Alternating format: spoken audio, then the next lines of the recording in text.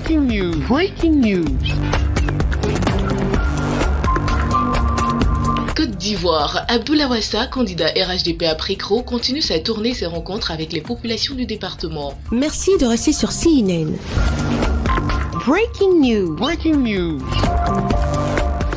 L'étape 2 de la tournée de rencontres et d'échanges avec les populations ce samedi 13 février 2021 du candidat du RHDP l'a conduit dans les villages de Tétessi, Nafana, Aouan Débarcadère, Aouan Bonvoisou, Elonyekro et de Kofi Akakro. À tous ces villages, Abdoulaye Wassa a été accueilli avec ferveur, joie et enthousiasme. Chers parents, je suis venu vous demander la permission et l'autorisation de pouvoir vous représenter, de pouvoir aller loin avec vous.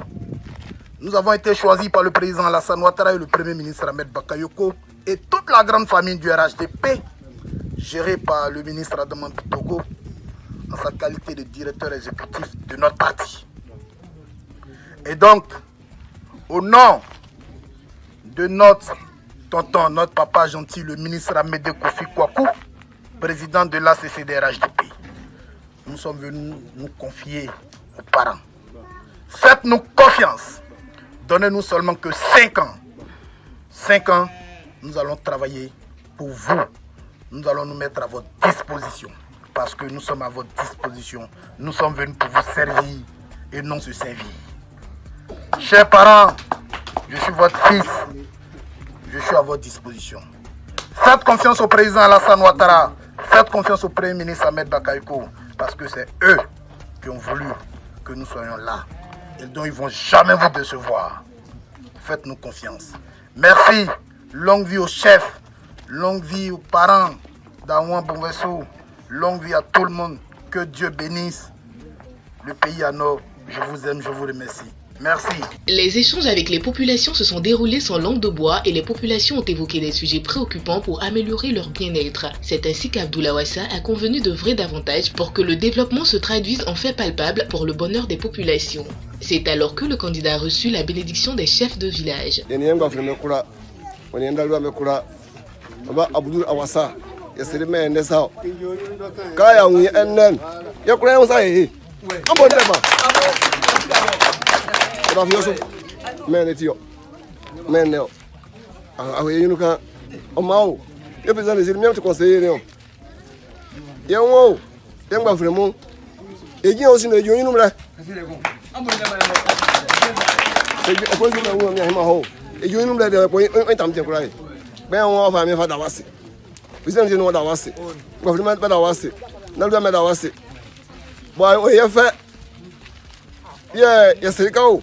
C'est Baba Abdoulaye Wassa Ojoua et notre le connuré. C'est ça. C'est quand Baba Abdoulaye Wassa Ojoua et pomper un tiers pas un jour nous m'a nous jouer. Pas problème.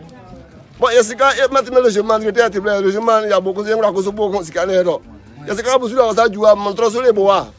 Le chemin sur les bois, il me l'a ointa.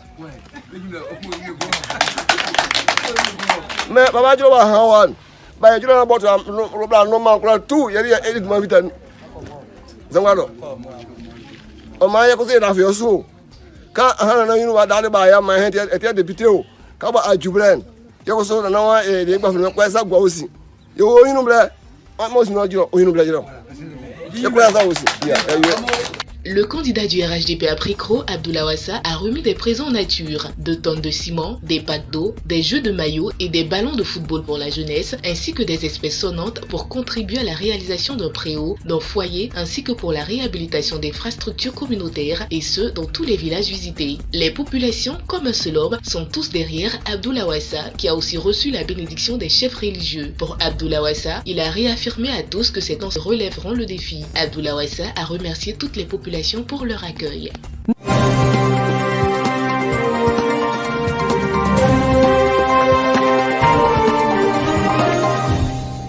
Compagnie pétrolières, déjà pressées d'agir contre le changement climatique, elles ont connu un choc historique en 2020 avec la crise de la Covid-19 qui s'est traduite avec des pertes historiques. Les 5 plus grandes compagnies pétrolières privées au monde, BP, Chevron, ExxonMobil, Shell et Total, viennent d'annoncer des pertes nettes cumulées de 77 milliards de dollars pour l'année 2020 lors de la publication de leurs résultats. Les 5 plus grandes compagnies pétrolières privées au monde ont certes enregistré des charges purement comptables dans les comptes 2020, mais elles ont aussi souffert d'une crise bien réelle avec la chute des cours des hydrocarbures. La pandémie de la Covid-19 a en effet massivement réduit la demande en mettant à l'arrêt les secteurs entiers de l'activité économique comme les transports aériens. Pendant ce temps, les pays producteurs ont tardé à ajuster leurs offres et cela s'est traduit par une chute des cours. Cette crise s'ajoute à la remise en cause du modèle des compagnies pétrolières de plus en plus sous pression afin de faire plus contre le changement climatique. Les groupes européens tentent en particulier de prendre le virage de la transition énergétique en investissant de plus en plus dans l'électricité d'origine renouvelable. Les renouvelables offrent notamment des revenus plus stables que ceux des hydrocarbures par une volatile. Même si cette volatilité du baril n'est pas forcément le facteur principal aux yeux de certains observateurs. Monsieur François Lévesque, professeur à Mines ParisTech Université, estime que les causes des diversifications aujourd'hui sont à rechercher du côté des politiques contre le changement climatique et des pressions des financiers, d'actionnaires, voire de clients qui pèsent sur les pétroliers.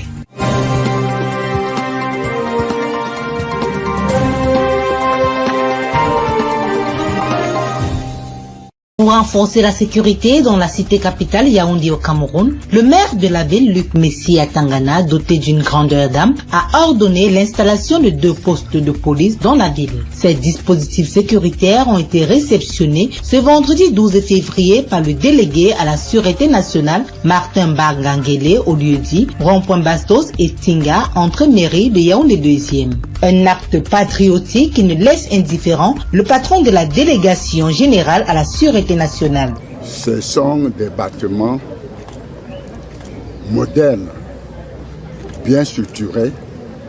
Et quand je visite par exemple les cellules, je souhaite ne pas avoir de clients pour ces cellules, mais c'est vraiment très bien renforcé. Et il n'a pas demandé notre avis, mais il les a confectionnés comme s'il était même lui-même policier. Donc nous voulons vraiment lui dire merci. Et puis, comme je l'ai dit tantôt, ces bâtiments vont renforcer, n'est-ce pas, l'action de la police, dans ce sens que ça fait des structures de repli, parce que comme je l'ai dit, ce secteur où nous nous trouvons, c'est un secteur extrêmement sensible. Et ces bâtiments vont améliorer grandement, n'est-ce pas, les conditions de travail des policiers. Donc on ne peut dire que très merci à monsieur le maire pour cette initiative personnelle qu'il a prise pour nous accompagner dans nos missions régaliennes. Pour le maire de la commune d'arrondissement de Yaoundé 2e, ces bâtiments de sécurité font suite au climat de terreur perpétré très régulièrement par des individus mal intentionnés. Satisfaction du maire que je suis, satisfaction des populations de la commune de Yaoundé 2e. Vous savez, dans ces zones, il y avait un certain niveau d'insécurité où des bandits et des personnes de mauvaise foi passaient le temps à agresser des nobles citoyens qui exerçaient leur activité ou qui rentraient du sport. Et vous savez, il y a le palais des congrès qui est juste à côté, il y a souvent de nombreux événements qui sont organisés dans notre ville. Et il y avait donc ce regain d'insécurité. Avec l'arrivée de ce poste de police, nous nous sentons un peu plus rassurés quant à la sécurisation des lieux. Et c'est l'occasion de remercier le maire de la ville pour cette action qui va en faveur des populations. Nous avons besoin d'abord de sécurité, de paix, pour bien développer nos activités. Donc c'est un sentiment de joie qui me traverse. Présents à cette cérémonie, les hauts fonctionnaires de police, les élites et forces vives de l'arrondissement de Yaoundé 2e. Le délégué à la Sûreté nationale est parti très satisfait. Pour lui, c'est un exemple à suivre.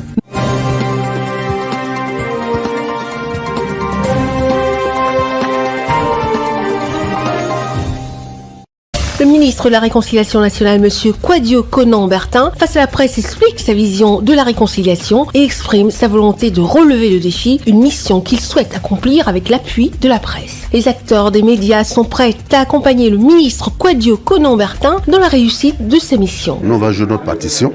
Il va falloir aussi que l'ensemble des acteurs politiques jouent la leur pour qu'en fait la Côte d'Ivoire puisse retrouver sa quiétude dont tout le monde a besoin. Un pays réconcilié, c'est un pays qui prospère et tout le monde en a besoin. La réconciliation n'est pas bonne pour la gauche ou pour la droite, elle est bonne pour tout le monde. Nous avons pour mission de sensibiliser et éduquer les populations. Donc nous ne devons pas faillir à cette mission régalienne qui nous est dévolue. Donc nous avons intérêt, nous journalistes, à mettre tout en œuvre pour que la réconciliation soit une réalité en Côte d'Ivoire. Le ministre de la Réconciliation nationale, M. Kouadio Konan-Bertin, mesure bien l'importance de la presse dans la réussite de sa mission. J'ai aujourd'hui une priorité, c'est comment préserver la paix sociale, la quiétude, comment amener les Ivoiriens à cohabiter dans l'amour des uns pour les autres. Je ne peux pas réussir cette mission sans vous. Accompagnez-moi dans cette mission. J'ai la ferme conviction qu'on va y arriver. On va y arriver parce que je sens une volonté politique de part et d'autre qui accompagne le processus. Parce que je sens aussi que tout le monde commence à être fatigué.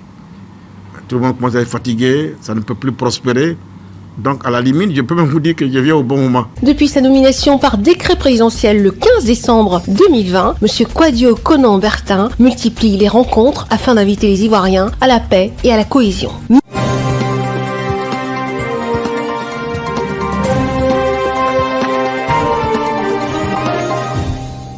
Une opération conjointement menée par la compagnie antidrogue de la gendarmerie nationale avec l'appui de la compagnie antidrogue du port autonome d'Abidjan et les éléments issus des escadrons d'Abobo et d'Agban ont fait une descente inopinée dans un fumoir à Anono, effet de surprise et c'est la débandade totale. Alertés par un coup de fil anonyme, les éléments de la gendarmerie nationale débarquent dans ce fumoir situé à Anono, dans la commune de Cocody. Sous ce hangar de fortune, les activités non recommandables se menaient au vu et au su des riverains. Les dealers bien organisés, les opérations de vente de drogue se faisaient à travers des téléphones Android et des livreurs en scooter. Si maman m'a envoyé un couteau, elle n'a pas pris. Et c'est même pas d'ici. Même moi, il n'était pas d'ici. Voilà ça, maman m'a envoyé un couteau. Je suis venu faire les réparations de ma moto, chien la bière de ma moto. Ils sont venus me trouver là-dessus. Tout le monde est en train de courir, pas m'arrêter. Voilà la cour de ma tante qui est là. Je vais garer où? C'est ici, il vient les gars ma moto. Je suis venu payer seulement et puis à fumer. C'est ça, ils sont venus me trouver. Il n'y a même pas fumé, tu as ici ma position. Je fume depuis 2019. C'est maintenant, je suis venu à Nono ici, mais ça fait 1 an que je fréquente ce fumoir. Moins d'une dizaine de personnes interpellées ayant en leur possession 837 grammes de cannabis, répartis ainsi en 144 boulettes et 3/4 de blocs de cannabis saisis. Parmi les individus interpellés, on a délibérément brisé son téléphone séance tenante et brouillé les pistes. L'enquête suit son cours. Nous sommes à une opération de démantèlement de fumoir. On savait qu'ils étaient là, donc on s'est scindé en 2 groupes. Et déjà, étant à 300 mètres, ils ont su que des personnes étranges venaient et ils ont cherché à s'échapper. Étant professionnel, on a réussi à interpeller ceux que vous avez vus. Tu ne peux pas habiter là et puis on va vendre du cannabis et personne n'informe les autorités. Donc ça veut dire qu'il y a un souci. Cette opération a été conjointement menée par la compagnie antidrogue de la gendarmerie nationale avec l'appui de la compagnie antidrogue du port autonome d'Abidjan et des éléments issus des escadrons d'Abobo et d'Agban.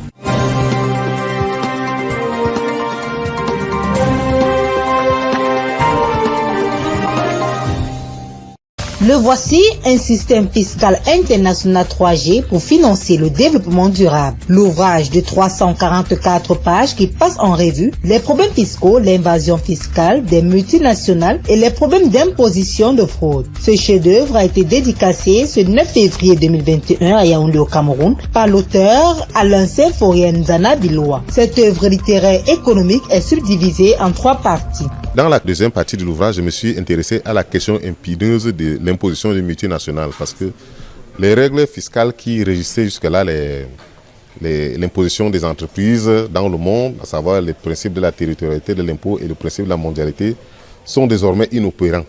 Donc il fallait présenter comment est-ce que ces règles sont inopérantes et quelles sont les causes et les conséquences de ce déphasage-là, avant de faire une proposition concrète en termes de réforme du système fiscal international. Un ouvrage très apprécié par les invités présents. Pour certains, en Afrique, le Cameroun fait partie des pays ayant un taux de prélèvement faible, moins de 15% de ce que l'on appelle pression fiscale ou encore le montant de prélèvement sur le PIB. C'est une thématique qui nous intéresse et pour laquelle nous avons tenu à accompagner l'auteur.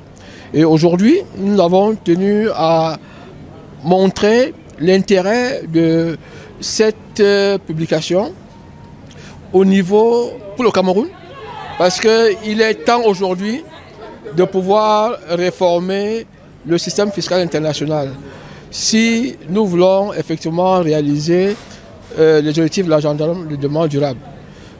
Revenant sur le cas du Cameroun, vous constatez qu'aujourd'hui le Cameroun est parmi les pays, malheureusement en Afrique, qui ont des taux de prélèvement les plus faibles. C'est-à-dire que nous sommes à moins d'environ 15% de ce qu'on appelle pression fiscale. C'est-à-dire que le montant des prélèvements sur le PIB. Alors que le système des Nations Unies recommande que pour les pays en développement, ce taux de prélèvement soit au minimum de 20%. C'est pour cela que nous pensons qu'au-delà des efforts qui peuvent être faits au niveau national pour améliorer la collecte des impôts et la gestion de cet impôt local, il y a également de bon ton qu'au niveau international, nous puissions encourager ces réformes du système fiscal international, notamment en ce qui concerne la fiscalité des multinationales. Pour d'autres, ils posent la problématique du financement du développement à partir d'un constat d'inégalité entre les ressources produites par l'Afrique et celles qui sont frauduleusement accaparées par les multinationales à travers l'invasion fiscale. M. Nzana Biloa est intéressant à plusieurs titres parce que il pose véritablement la problématique, n'est-ce pas, du financement du développement à partir d'un constat d'inégalité, n'est-ce pas, entre les ressources produites par l'Afrique et celles-ci qui sont frauduleusement accaparées par les multinationales à travers ce qu'il appelle l'évasion fiscale. C'est une problématique très importante parce que, eh bien, elle conditionne même le développement de nos pays. Ce qui est intéressant dans son ouvrage, c'est d'abord le constat qu'il fait de cette inégalité structurelle et aussi de l'incapacité du système financier international à faire face, à limiter les effets, j'allais dire, dirimants, c'est-à-dire les effets négatifs de cette évasion fiscale massive, n'est-ce pas, au détriment donc, des pays africains. Et je pense que c'est une contribution majeure à la problématique de la fiscalité et du développement en Afrique, n'est-ce pas, que cet ouvrage de M. Alain Seforion Nzana Biloa. Au-delà du constat, l'auteur analyse les différentes solutions envisagées avant de trancher en faveur de la mise en place d'un système fiscal international de troisième génération dont il suggère les principaux piliers et offre une piste de réflexion incluant les principaux enjeux de demain.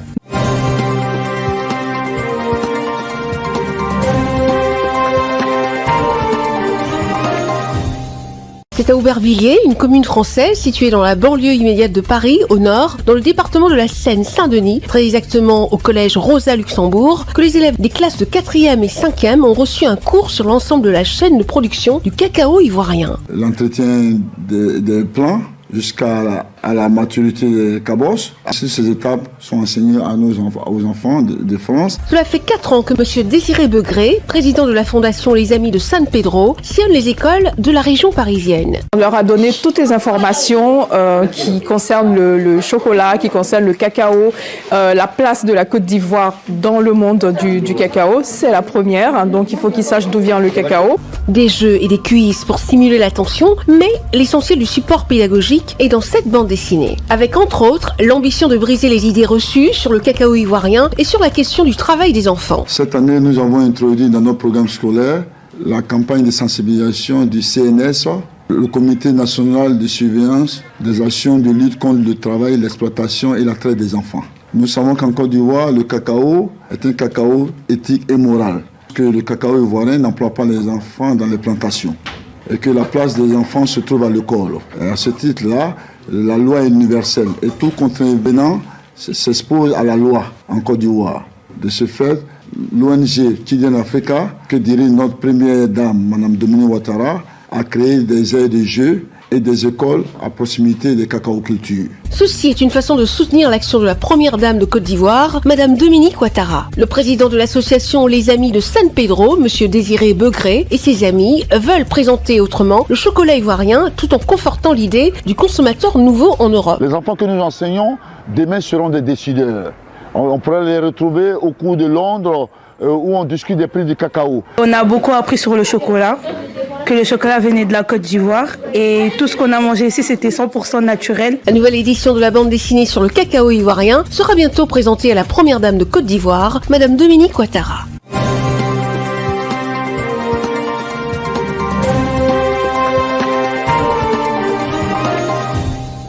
De l'air, et rien que de l'air, c'est ce qui coule des différents robinets depuis plus de 100 jours déjà au quartier PK13, plus précisément à Sodikombo dans l'arrondissement de Douala 3e. Ici, l'eau potable est une denrée rare. C'est du moins ce qu'explique ce chef de famille en colère. Imaginez-vous qu'une famille de 2, 3, 4 personnes soit en train de vivre sans eau pendant des jours. Ce n'est pas un jour, ce n'est pas 2, ce n'est pas 3.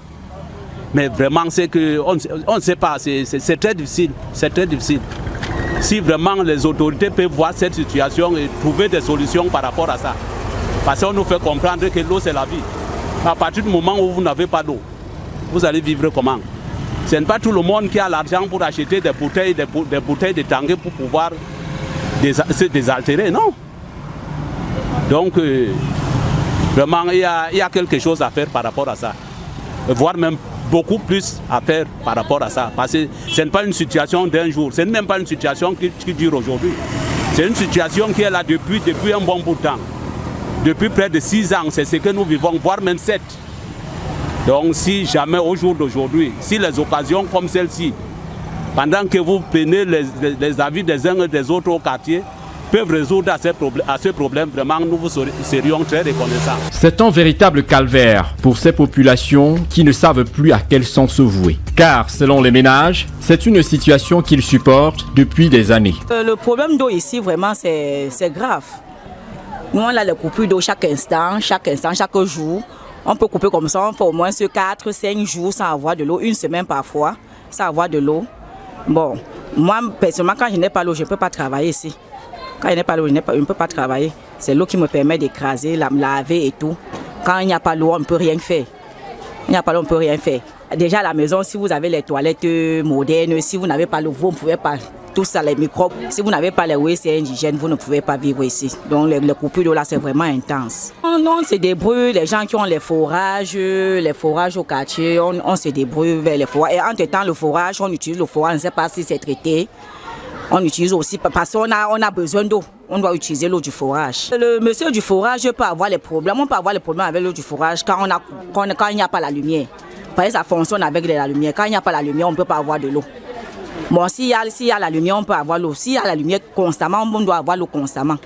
Donc lui, il essaie au moins de régulariser pour le problème. Donc on essaie de suivre avec l'eau du forage quand il n'y a pas l'eau de la SINEC. Pour avoir de l'eau, c'est un vrai parcours du combattant. Il faut veiller comme un veilleur qui attend l'aurore et payer le prix fort pour recueillir ce précieux sésame. C'est une situation qui est vraiment catastrophique dans notre secteur parce que lorsqu'il y a coupure d'eau, par exemple, et coupure d'électricité, la vie elle est timorée, elle est complètement morte, il n'y a pas d'activité et là les populations en souffrent énormément.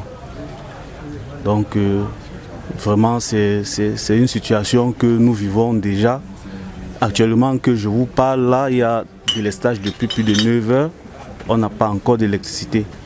Donc vous voyez, on peut se retrouver dans un endroit pareil pour essayer de prendre un peu d'air et essayer de gérer la chaleur qui se profile à l'horizon. Bon, de l'eau par exemple, ici même déjà la SINEC n'entre pas. C'est difficile, nous vivons aussi à base des forages. Et vous voyez que ça va de pair avec l'électricité. Donc lorsqu'il y a coupure, les forages sont arrêtés. Et directement, c'est un problème. Or, si on avait Kamwata dans notre secteur, s'ils étaient opérationnels, normalement, on serait en train d'essayer au moins de pallier à certaines situations. Mais sauf que dans des quartiers voisins où il y en a, c'est du pareil au même en fait. C'est pareil, donc on les compare même généralement aux détenteurs des forages.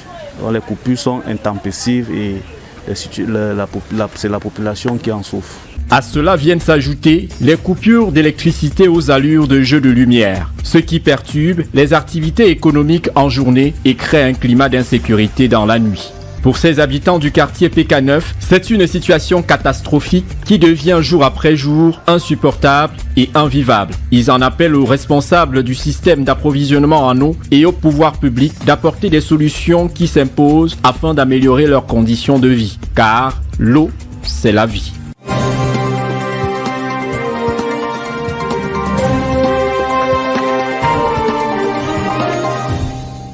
Les hauts responsables de la police nationale sont venus de toute la Côte d'Ivoire pour cet exercice annuel de bilan et perspective. Un bilan en 2020 qui révèle une baisse de 4,60% du taux de criminalité en Côte d'Ivoire. En termes d'indicateurs rouges, une hausse des accidents de circulation était signalée. Dans les préfectures de police Korogo, Daboasso et San Pedro, la criminalité est en hausse. Sur ce fait, les responsables de la police nationale comptent agir pour mettre hors d'état de nuire tous les criminels tapis dans l'ombre. Pour 2021, les défis sont énormes. Le terrorisme gagne du terrain et la Côte d'Ivoire n'échappe pas à la menace. Les troupes sont gonflées à bloc et prêtes à sécuriser et défendre l'intégrité du territoire et ses habitants. La lutte contre le terrorisme qui est en place, où nous avons 3 niveaux. Le niveau gris, le niveau jaune et le niveau rouge, piloté par toutes les forces vives de la nation, les forces de défense et de sécurité, le ministre de l'Intérieur et le président de la République même qui déclare la zone rouge au cas où nous sommes confrontés à une attaque de terrorisme.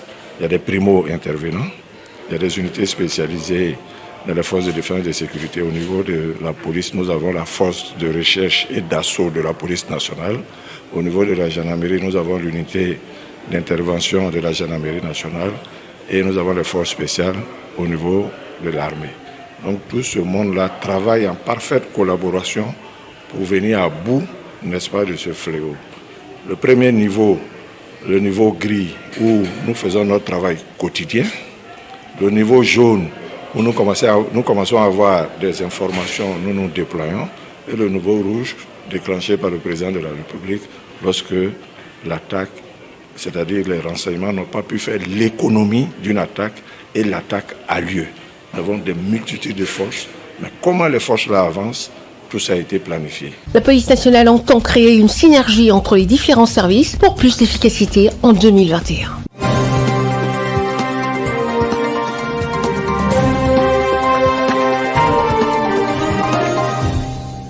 Le président de l'UMOA, M. Bourema Abdallah, est un habitué du palais présidentiel d'Abidjan et comme à chacune de ses visites, le président de la commission de l'Union économique et monétaire ouest-africaine vient faire le point sur les activités de l'organisation sous-régionale et s'enquérir des orientations et des instructions du président de la conférence des chefs d'État et de gouvernement de l'Union économique et monétaire ouest-africaine. Son Excellence Alassane Ouattara, pour l'élaboration des dossiers devant être inscrits à l'ordre du jour du prochain sommet de l'UMOA qui se tiendra le 25 mars 2021. Comme de coutume, je suis venu m'enquérir des orientations et autres instructions du président de la conférence, instructions et orientations fort utiles pour l'élaboration des dossiers qui seront inscrits à l'ordre du jour de la conférence.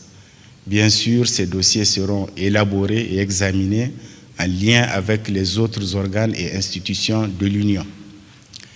Mais comme de coutume, en pareille circonstance, j'ai saisi l'opportunité pour faire aussi un bref état des lieux de notre union à son Excellence Monsieur le Président de la République. Notre union qui, comme vous le savez, est traversée depuis un an par une triple crise sécuritaire, sanitaire et socio-économique à laquelle les gouvernements, les institutions comme les nôtres, les partenaires techniques et financiers cherchent à apporter les solutions les plus viables et les plus efficaces, notamment pour soulager les populations victimes des conséquences de cette triple crise dont je viens de parler. J'ai exprimé au chef de l'État nos vœux et nos prières pour que les élections législatives qui vont se dérouler le 6 mars se passent dans un climat de paix et de sécurité. Nous n'en avons pas de doute parce que ce sont des élections auxquelles l'ensemble des partis politiques ont adhéré. J'ai exprimé au chef de l'État nos vœux et nos prières pour que les élections législatives qui vont se dérouler le 6 mars se passent dans un climat de paix et de sécurité. Nous n'en avons pas de doute parce que ce sont des élections auquel l'ensemble des partis politiques ont adhéré. L'organisation sous-régionale UMOA a été créée le 10 janvier 1994 à Dakar au Sénégal et a pour objectif essentiel l'édification en Afrique de l'Ouest d'un espace économique harmonisé et intègre au sein duquel est assurée une totale liberté de circulation des personnes, des capitaux, des biens, des services et facteurs de production, ainsi que la jouissance effective du droit d'exercice et d'établissement pour les professions libérales, de résidence pour les citoyens sur l'ensemble du territoire communautaire.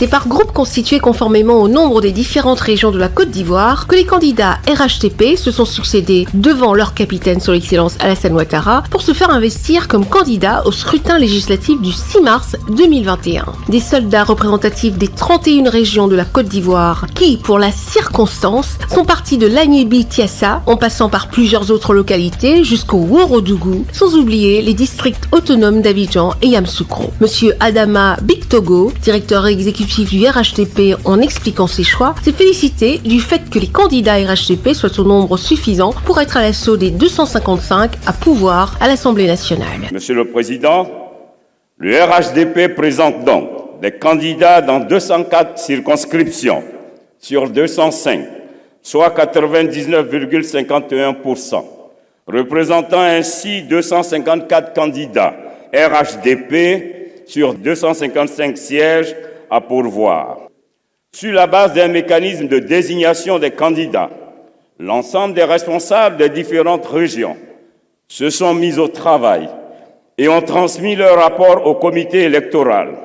Si dans de nombreuses circonscriptions, un consensus a été obtenu autour de personnalités pour représenter le parti, il y a des régions pour lesquelles le comité électoral a dû arbitrer, permettant ainsi de désigner nos candidats.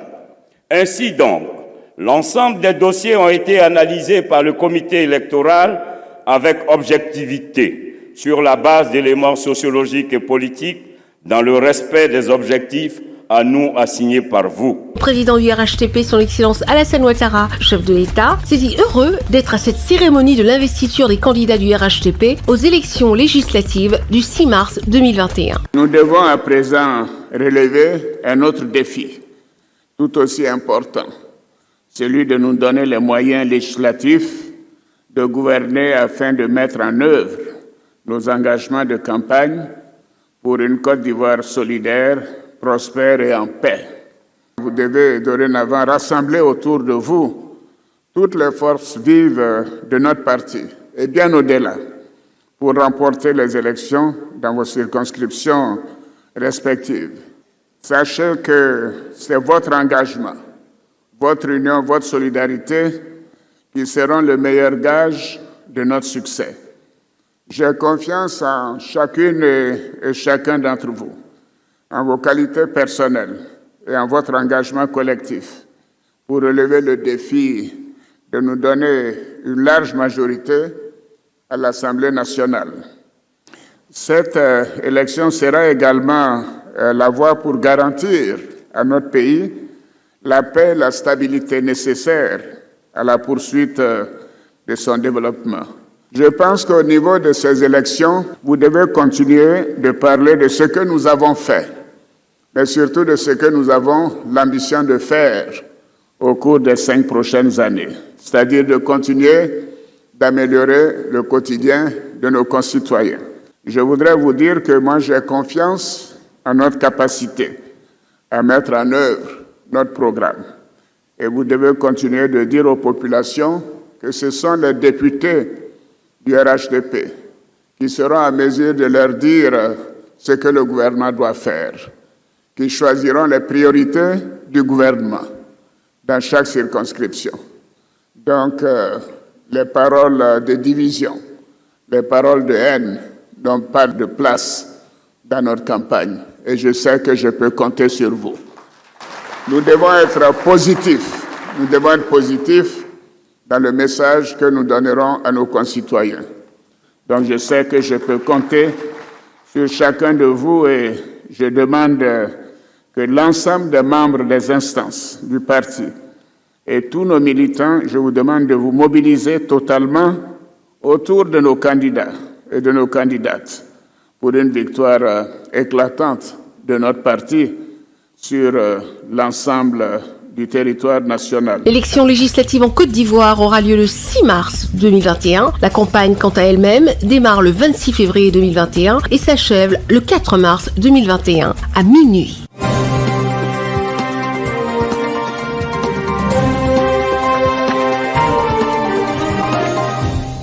Tu es poussière, et poussière tu retourneras. Tel est le refrain, articulé ce mercredi de cendre dans toutes les églises catholiques du monde entier. Ici, à la cathédrale des apôtres Saint-Pierre et Paul de Douala, et partout ailleurs dans le diocèse, les chrétiens sont au rendez-vous. Parents comme enfants se bousculent. L'église est pleine à craquer. Tous venus recevoir sur le front la cendre. Pour moi, aujourd'hui, on a célébré le mercredi des cendres, un jour spécial pour l'Église catholique, pour nous les fidèles qui recevront la cendre. Et pour cela, nous sommes invités en tant que chrétiens de pratiquer un temps de pénitence, de pardon, de partage. Concernant les mercredis des cendres, l'Église nous apprend que le mercredi des cendres est le début du temps des carême. Il commence justement au mercredi des cendres et se termine à la Pâque. Et carême voudrait dire 40. Le mot carême veut dire 40. Et pour le temps des carême, nous avons des piliers justement à vivre pour marquer justement le temps des carême. Et ces piliers, comme vous avez bien écouté dans le mérite du Père Curé, ce sont l'aumône, la pénitence et la prière. Une cendre qui est loin d'être un gris-gris, encore moins une potion magique, comme le pensent certains profanes. L'abbé Bernard Onatonier, recteur de la cathédrale. Quand nous célébrons le mercredi des cendres, il y a des protestants qui viennent, il y a même des musulmans. D'aucuns, peut-être dans leur culture ou dans leur mentalité ou conception, pensent que le rite de l'imposition des cendres serait pour eux un gris-gris, mais pour nous, ce n'est pas un gris-gris. Le rite des cendres marque la fragilité humaine. Vous voyez? C'est-à-dire montrer notre faiblesse humaine, que nous sommes des êtres faibles. Nous venons de la terre et nous retournons à la terre, dans nos limites. Vous et moi, un jour, nous partirons de ce monde. Nous serons enterrés quelque part. Et notre corps deviendra poussière. Donc c'est pour nous faire comprendre que nous avons besoin de ces moments spirituels pour faire même notre examen de conscience sur notre être. Donc l'orgueil, la suffisance, quelquefois, vous voyez même dans nos quartiers, vous êtes plus au quartier, vous allez écouter les gens vous dire je te dépasse, je t'achète. C'est de suite, non. La preuve, que vous ayez des milliards en banque, des bâtiments, plusieurs titres fonciers, des comptes bancaires fournis, le jour où vous allez mourir ou nous allons mourir, vous ne serez pas enterrés suspendus. Hein? Vous ne serez pas enterrés suspendus. On aura beau acheter des cercueils qui coûteront 10 millions, 20, 30, 40 millions. On va les mettre sous terre et ils vont pourrir. Le mercredi des cendres marque donc le début du temps de carême, une période s'étendant sur 40 jours et 40 nuits de jeûne, de partage, mais aussi de pardon, d'abstinence et de prière. Nous devons jeûner. Et jeûner d'abord et avant tout de la nourriture, bien sûr, et de la boisson. Mais plus que ça, il y a beaucoup d'autres choses qui pourraient constituer notre jeûne. Et ceux qui, par exemple, boivent beaucoup peuvent diminuer et utiliser l'argent pour faire du bien à quelqu'un. Il y a le téléphone aujourd'hui qui est les réseaux sociaux qui sont comme impérants dans notre société. Les jeunes, c'est comme si sans le téléphone ou bien sans la télévision, on ne peut plus vivre. Donc quand même, on peut arriver à se limiter un peu avec les messages, les statuts remplis avec des images et qu'on sort, diminuer un peu tout cela. C'est aussi des manières de jeûner. Il y a tant de choses qu'on peut faire pendant ce temps de jeûne. Il y a beaucoup de des comportements qu'on peut aussi contrôler et rectifier. Toutefois, en cette période de ressurgissance de nouveaux cas de contamination au Covid-19, l'Église n'entend pas baisser la garde. Pour cette autre célébration du mercredi des cendres, rassemblant des centaines et milliers de personnes venues de part et d'autre de la ville pour se faire apposer la cendre sur le front. Des dispositions sont prises pour barrer la route à ce virus de la mort afin de protéger la vie des chrétiens. J'ai saisi cette occasion pour dire à nos téléspectateurs que ces 40 jours, nous devons intensifier les prières. Nous tourner véritablement vers Dieu pour lui dire merci et lui présenter cette pandémie pour que par sa puissance, il éradique totalement cette pandémie. Mais lui dire merci pourquoi? Parce que nous savons qu'il nous a donné les remèdes pour éradiquer cette pandémie mondiale. Mais il faut que les Blancs le reconnaissent, que l'humanité le reconnaisse, que l'OMS le reconnaît. Mon frère Samuel Tcheda a trouvé les remèdes de la Covid et qui guérit la Covid sans effet indésirable. Le remède aussi qui est un préventif contre le cancer. Mais comme il y a des lobbies, il y a de l'argent dessus, il y a des intérêts économiques et d'autres intérêts personnels ou quoi, on veut étouffer le don de Dieu. Mais personne ne peut engager un combat contre Dieu et être victorieux. Donc, pendant les 40 jours, c'est aussi un combat spirituel que nous devons prier, lever nos voix vers Dieu pour lui dire merci, parce que nous savons que c'est lui qui a donné ce produit à mon Seigneur. Et qu'on continue à prier pour lui, pour que Dieu lui donne la lumière, la force, la santé, la clairvoyance, pour trouver d'autres remèdes pouvant guérir d'autres pandémies et d'autres maladies. Que l'intérêt des chrétiens ne soit pas focalisé sur l'argent et les biens matériels, mais au contraire, sur ce pèlerinage, un moment d'examen de conscience et véritable chemin de croix menant à la résurrection avec le Christ Jésus au soir de Pâques. Si l'homme est poussière, qu'il se prépare à y retourner dignement. Merci d'être sur CNN, la télévision autrement. Les programmes se poursuivent. Retrouvez en ligne toute l'info en continu sur CWeb Info, 100% info, non-stop.